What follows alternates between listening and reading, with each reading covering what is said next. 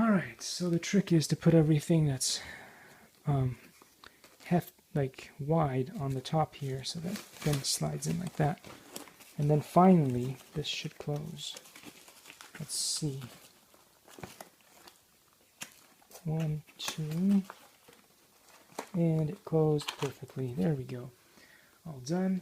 So now all we'll have to do is grab the big box, put it inside here, and those will be on that side to stop it from moving around too much. And then we'll just do this, and in the next video we'll just put a nice piece of tape over that, and we're good to go. Thanks for watching, guys. This was your reboxing. Likey.